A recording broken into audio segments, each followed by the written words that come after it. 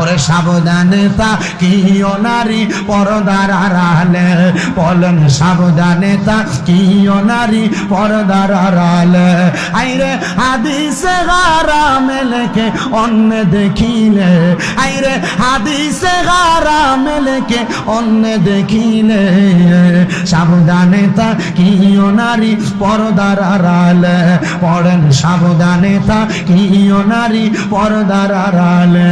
আইরে আজকালকার নারী গণে তারা স্বামীদেরকে ঘরে রেখে আইরে মার্কেটেতে ঘুরে বেড়ায়, সিনেমাতে ঘুরে বেড়ায় দাইয়ুসের বেশে, সাবধানে তাকিও নারী পর্দার আড়ালে, বলেন সাবধানে তাকিও নারী পর্দার আড়ালে।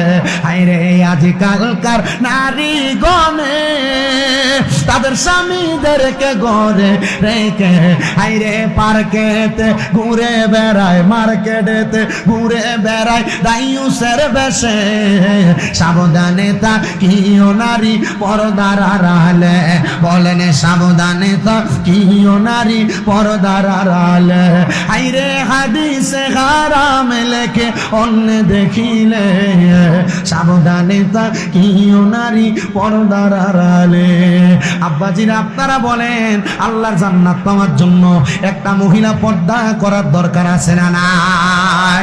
আল্লাহর নবী বলেন একটা মহিলা জান্নাতে যাওয়ার রাস্তা বড় সোজা, 7টা কাম যদি কোনো মহিলা করে তাহলে ওই মহিলা জান্নাতে যাইতে পারবে।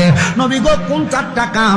আপনি নবী বলেন না, আমার নবী কয়ে কোনো মহিলা যদি নামাজ পড়ে, কোনো মহিলা যদি পর্দা রোজা রাখে, কোনো মহিলা যদি লজ্জাস্থানের হেফাজত করে, 4 নাম্বার কোনো মহিলা যদি স্বামীর আদেশ মাইনা চলে, ওই মহিলাটা জান্নাতে যাওয়া একবারে সহজ। মহিলা নামাজ পড়ে, রোজা রাখে, লজ্জাস্থানের হেফাজত করে কিনা সে জানে, কিন্তু জামাইয়ের কথা বেরিয়ে শুনতে চায় না, এটা বাস্তব। এ শুনেন, যদি কোন ঘরের মধ্যে দেখেন বেড়ার আগে বেডি সর্দারি করে, ও বাবা তিরমিজি শরীফের যে হাদিস বলছিলাম